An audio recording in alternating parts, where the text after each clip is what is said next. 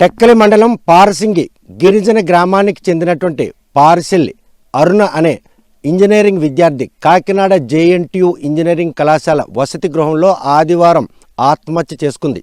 కాకపోతే ఆమె ఆత్మహత్య వెనుక ఏ అగాంతకుడు వేధింపులు ఆమెను ఈరోజు ఆ తల్లికి దూరం చేశాయి. ప్రస్తుతం మాత్రం ఆమె సొంతూరైనటువంటి పారసింగి గ్రామం కొండల నడుమున్నటువంటి ఈ గ్రామంలో మాత్రం చదువులు సరస్వతిగా కొలువుతీరినటువంటి అరుణ మాత్రం చదువుపై ఆసక్తి, కూతుర్ని కొడుకుని చదివించుకుంటున్నటువంటి సంధ్య తల్లి మాత్రం కూతుర్ని ఉన్నత చదువులు చదివించాలన్న ఆమె ఆశయాలకు మాత్రం కొంతమంది ఆగంతుకులు గత ఏడాది నవంబర్లో మిలియాపుట్టి మండలం జంతూరు గ్రామానికి చెందిన దానేంద్ర అనే గిరిజన యువకుడు ఆమెను వేధిస్తున్నాడని చెప్పి టెక్కల పోలీస్ స్టేషన్లో ఫిర్యాదు ఇవ్వడం జరిగింది.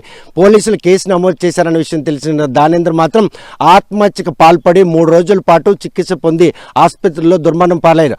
అనంతరం తల్లి కూతుర్లకి ఆ దానేంద్ర నుండి ప్రమాదం తప్పింది అని భావించిన ఈ నేపథ్యంలో తన కుమార్తె అనుపరం అరుణ ఆత్మహత్య వెనుక ఏ అగాంతరు తాలూగా ప్రయత్నం ఈరోజు కూతుర్ను కోల్పోయారా తల్లిని మాత్రం ఆవేదన వ్యక్తం చేస్తున్నారు. గత రాత్రి మృతదేహం మాత్రం గ్రామానికి చేరుకుంది, అంత్యక్రియలు నిర్వహించారు.